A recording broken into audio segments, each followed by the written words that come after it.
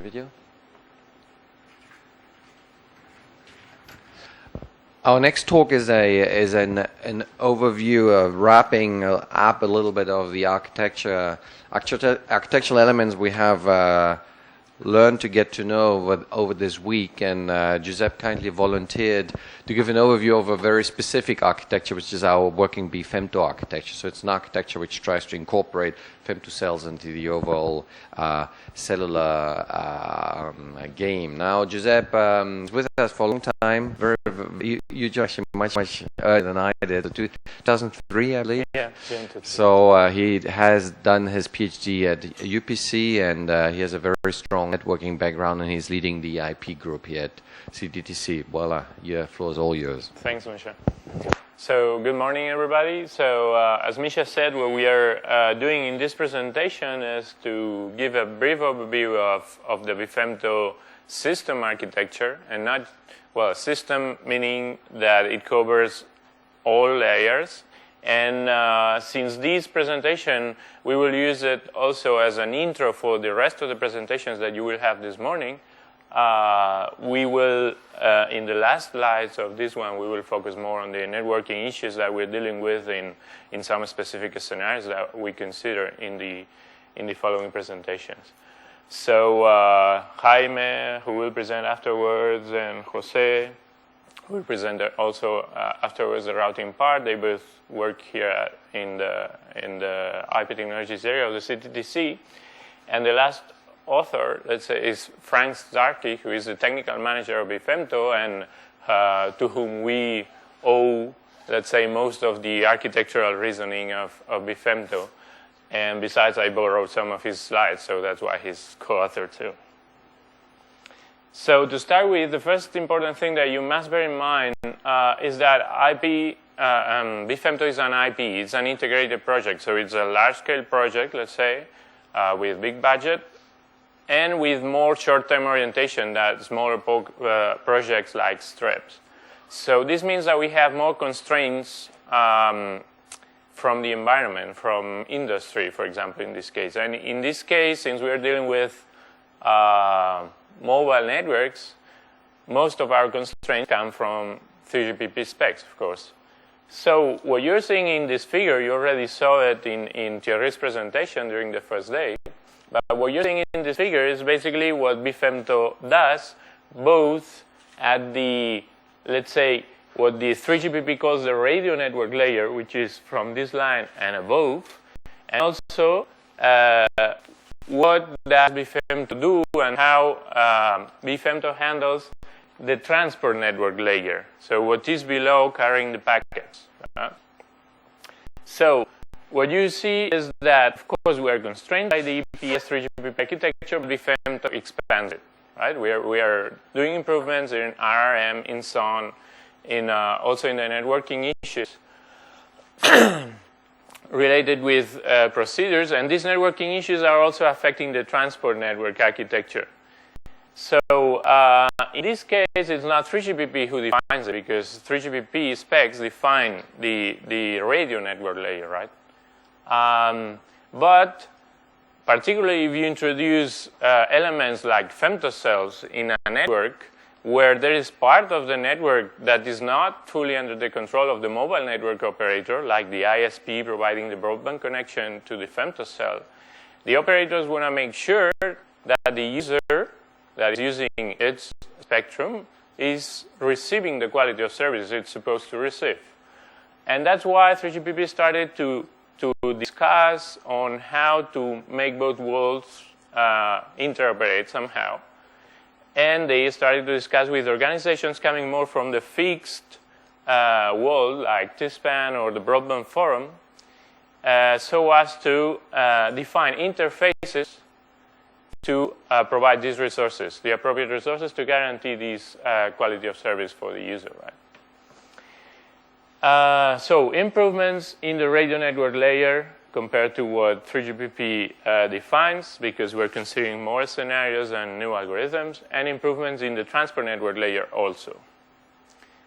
And what you see here is two key, let's say, building blocks of the BeFEMTO architecture, because that's where we put most of our innovations, let's say. We also modify some other entities, as you will see in the next slide, but the Hominode B, of course, the project is about femtocells, so the Hominode B, we're modifying it. We're putting a lot of new mechanisms and schemes. And we're also introducing a new building block, which is key for a specific scenario out of those we are considering BeFEMTO, which is called the networks of femtocells scenario. And this building block is called the local femtocell gateway, whose goal, as you will see, is basically to somehow isolate traffic in, let's say, a local network where you deploy some femtocells so as to offload both in terms of signaling and data plane the core network of the operator, right? So these are two of the main key building blocks where we do things in BeFEMTO, the local femto gateway and the Hominode B.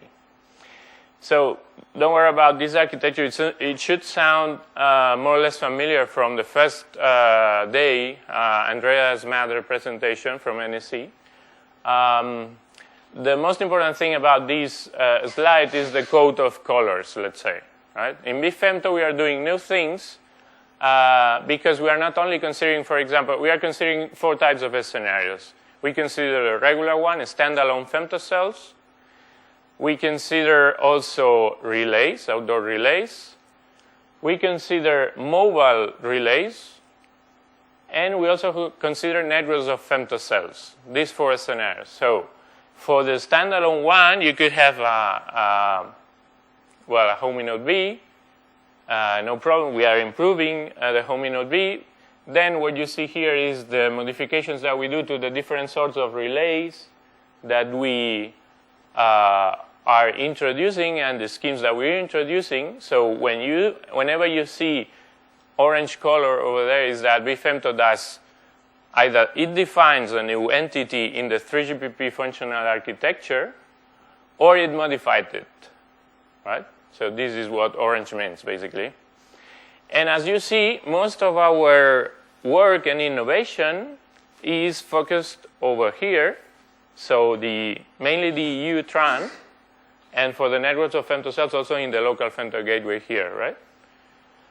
And for the core, which are the white entities over there, the P gateway, serving gateway, most of it is white. So meaning that we don't touch much. Of course, we do some things. For example, we also, and the notation is the same for interfaces, right? For example, in this case, we defined, NEC did, a new interface in case you wanted to keep your local connection when you were in a network of femtocells and you move outside to the macro. If you want to still have access to your local service, sort of a VPN if you want, with session continuity, you're using this interface that they define, right? So in that sense, we also modify somehow the P gateway. But if you don't need this session continuity, you can probably skip this orange, this light orange part. And another entity that we are modifying in the core is the management part, because we're introducing a new node and we want this node to be upgradable, to upgrade the software and to send it policies and see how the whole thing is going. The other important thing about this picture is that this is the operator domain. So all these functional entities are managed by the operator. And the main difference with this one is that this entity, which has, as you will see, certain additional functionalities that traditionally assigned to the core, let's say, part of them are moved to the customer domain, right? So the management of these entities here will be shared between the mobile network operator and the local network operator, right? So this is the other important thing. So in summary, we mostly don't touch the core, let's say, and we focus our innovations over here, right? For considering all these 4 scenarios that we define we are studying in BeFEMTO, right? So that was for the radio network layer, the 3GPP part, right? Let's move now to the transport network layer. And the transport network layer, and what you see here is the reference architecture from TSPAN, right? So this is one of the organizations standardizing what transport network should do. And as we said, the 3GPP, the 3GPP world in this case is represented by the upper part of the figure, has defined some interfaces to interact with this transport network. Okay? But as you see, most of it is white. We are not touching anything here. So the figure is just to mention that, for example, in terms of authentication, there's an entity defined by TSPAN related to that has an interface with the entity associated with authentication and subscriber information in the 3GPP world, right? And that's the interface that they define for that, for example. And the other important thing is that the entity which is responsible in the 3GPP world to handle quality of service and policy control and the resources assigned to the users and each bearer from a user, these kind of things, is associated to the equivalent entity defined at the transport network layer. So that's why they define this interface also. That's the main message of this part of the slide, right? So of course you have a mission control part for the transport. You have a network attachment subsystem which handle authentication, IP address configuration to the different nodes in the access, and this is the part handling the data plane and enforcing the resources that you negotiated through these interfaces, right? But as you see, most innovations are here, and in particular, if you recall, these entities are the ones we defined for the network of femtocells scenario, which is the one we are most interested in these talks today, the ones that are coming from now on. So what we have is that we define new interfaces between some of the entities that were previously defined and the new entities that we introduce. RT, for example, is for routing, for exchanging our specific routing information. We will give more details afterwards. LM is for location management, because we design a distributed location management, and you will see it afterwards. Well, we define all sorts of new functionality also at the transport layer, mainly focusing on the network of femtocell part, right? But in the customer domain, okay? Most innovations. So, at the logical level, and this is let's say, one of the key goals of introducing the local femto gateway, what are we doing there? So what we are doing by introducing the local femto gateway is to try to constrain. Imagine that you have a local femto gateway in a company, in a stadium, whatever, you may be interested in deploying a lot of femtocells, but you don't want all these femtocells for each of the signaling messages for handoff or whatever. You don't want them to reach always the core. So you want to constrain both the control and the data plane traffic, if possible, to the networks of femtocells. So you introduce this new entity, the local femto gateway. And the way you somehow isolate the core from the operation of the networks of femtocells is by moving part of the functionality of the core to this new entity, which is this P corresponds to proxy. It's proxy MME, and you put a proxy serving gateway here.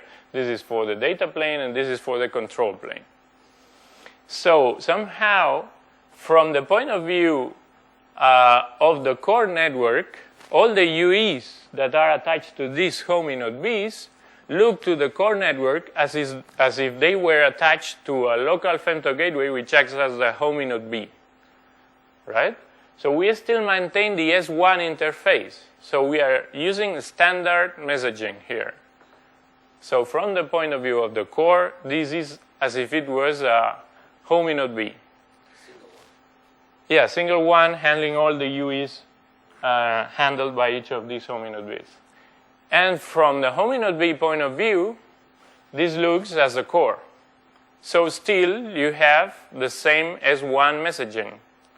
But in fact, you have introduced this one with the advantage that you constrain some control, for example, inter-hominode B handoff in here could be handled by this node, and the mobile network operator does not notice anything necessarily. So you just send to the core the really relevant messaging, or when you hand out to the macro, and then you need to, of course, send messaging to the core. But otherwise, you constrain it. And this is the advantage of introducing the local femto gateway. And as I said, what you are seeing here is the BeFEMTO hominode B architecture. It's not just for networks of femtocells. In this case, it's the whole picture integrating all RRM, so on, and everything. Let's say that the network of femtocells one has some specificities that probably, with higher probability, you will find more innovations. And for other simpler scenarios, probably you will have less innovations, let's say. But what do we have in this figure? So protocol stacks, this one handling the communications towards the UE. So regular one, except that we also modify in Word Package 3 of BeFEMTO the lower layers, the physical layer, RF stuff and baseband stuff. You had a lot of that in the past days. And this is the stack handling the interaction with either the local femto gateway or the core if you just have a hominode B, right? And you have stacks for all sorts of things. For example, for management, this one is more related with security and authentication. This one is more for the control plane. And this one is for the data plane.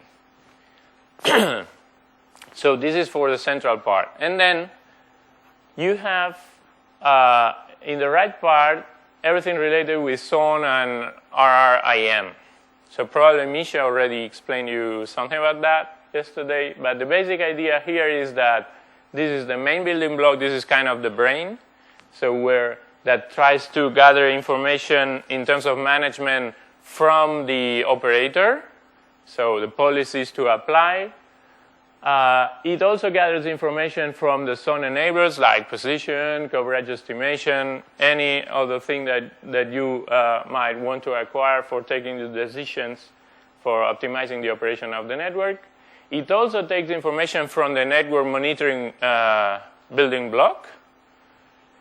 And with all that, and knowing the policies of the operator, and knowing which of these specific building blocks, with each of them implementing some specific function, like coverage optimization, mobility load balancing, and all this stuff, knowing which of these are implemented in the femtocell, and knowing the policies, this building block configures this one, all the mechanisms in this one, which are all of these, with the specific configuration parameters to achieve a certain goal. And of course, this has an effect on the scheduler, how you schedule resources and all that. So for the left-hand side, we have the management functions over there. For example, operators are, as I said, operators are worried of having a part of the network that they don't control in the middle when you deploy a femtocell, like the broadband ISP connection. So folks from Telefonica were working on distributed fault diagnosis. So they put probes all over the network, and they try to infer where the problem is. If it is their fault or is the fault of the ISP, for example. They also deal with nice ways of authenticating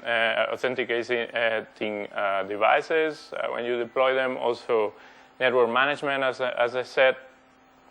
But for the rest of the talks, we will focus mainly on these parts over there, which have to do with this new innovation, which we call a geo sublayer. Geo in the sense that we are exploiting geographic information for taking forwarding decisions, because it has some nice features for us, as you will see afterwards. So you will see Jaime will give a talk on local location management, which means basically identifying UEs inside the network of femtocells in an efficient manner. And Jose will talk, and myself also, a bit on routing, right? A distributed routing solution for wireless networks of femtocells. This was for the hominode B. What about the local femto gateway? So what you have in the upper part is the management part, and what you have in the in the lower part is more the control and user plane part. So for management, you might want to have not just decisions taken at the hominode Bs. Since you have, let's say, a special kind of node, which is the local femto gateway, where you can somehow centralize functionality, you might be interested in centralizing functionality there. For example, the fault diagnosis one. So you get information from different probes in different hominode Bs, and in the end you take the decision. So the inference decisions where the problem is, for example, you might take one of them in the local femto gateway.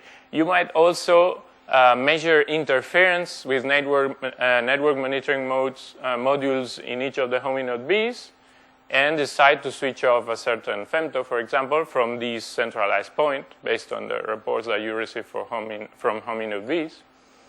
Well, this is about, let's say, policies that could be interesting to centralize in the local femto gateway for the more efficient operation of the network of femtocells. And this part over there has to do with, well, you already know the proxy MME, the proxy serving gateway. For LIPA and CIPTO, we also have sort of a P gateway here to be able to directly send traffic to the internet, so that it's offloading, basically. Or this interface that I mentioned before for handing over between the macro and the networks of femtocells when you are accessing local services, for example. And you also have the routing, which, for example, NEC was interested in a routing that was centralized, a la OpenFlow. So if you know OpenFlow, you have a central controller, you receive information for different nodes at the transport network layer, and you centralize the decision of the routes to take. And then you send commands to each of the switches in the network so as to enforce the quality of service that you decide, or whatever parameter that you want to enforce, right?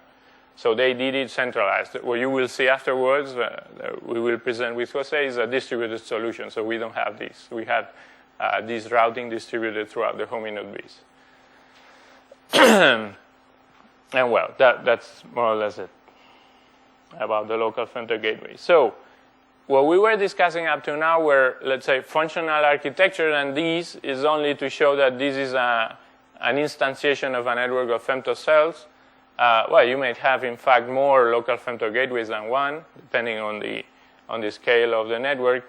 And this is, well, these are hominode Bs, and in particular, in the following talks, we're especially interested in all wireless networks of femtocells, like the one that the Femto Forum representative presented during the first day, where you, for example, you have Wi-Fi in a femtocell for the backhaul in a rural environment, and you have well, 3G or LTE access to provide communication to regular users, right?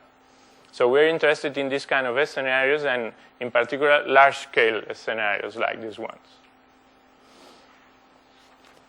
And just to tell you where we constrain our research in the following talks. We constrain our research and all our schemes just below the IP layer, which means that we are working at the transport network layer. It has some minor implications at the, let's say, the radio network layer, at the 3GPP world, but we constrain our innovations here. So what is this? This is the protocol stack, for example, for the UE, user plane. This is user plane protocol stack in all the nodes involved in a communication towards the core. This is the UE, and that part is the core, and then you would have the P gateway. So, so the UE has a regular stack. This is also a regular stack for what we call a wireless hominode B, because we have a wireless backhaul. So it's a femtocell with a wireless backhaul.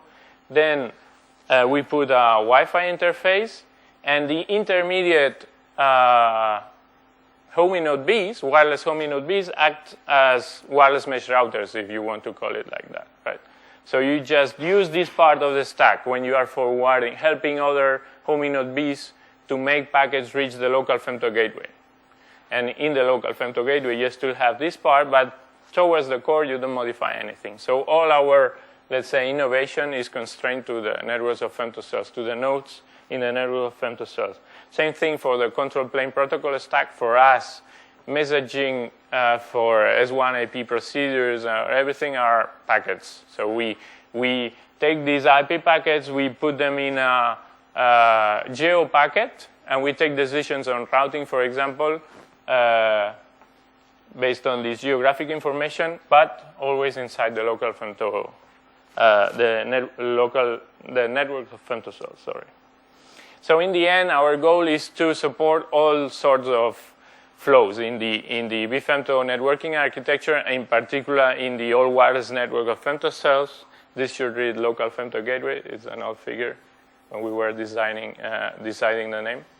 So you could have CPTO traffic directly going from the local femto gateway to the internet. You could have traffic going to the core and coming back. You could have LIPA traffic, so where the local femto gateway is in charge of constraining the traffic to the local network. Or you could even have traffic, and our distributed routing allows that. The problem is that the 3GPP specs would not allow you to establish this kind of beers on a permanent manner. You can use this communication in the data plane when you're doing handoff, but in an interim manner. So if you want quality of service and all that, we're still working on that. Though our routing protocol at the transport layer allows us to do it. So in the following talks, what you will see is Jaime will present you local location management. Jose and myself, we will talk about routing, both from a more, let's say, theoretical and simulation point of view.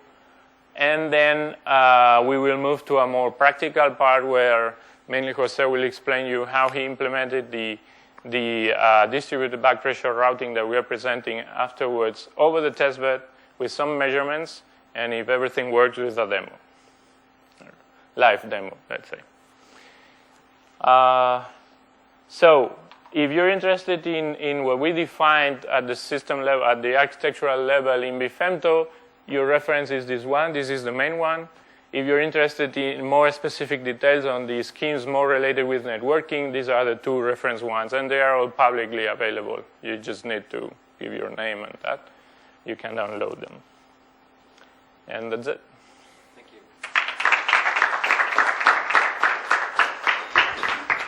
That was really good on time. Thank you. Any questions on the architecture?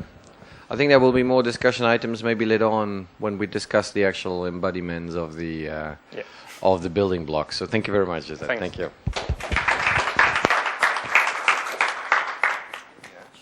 Okay.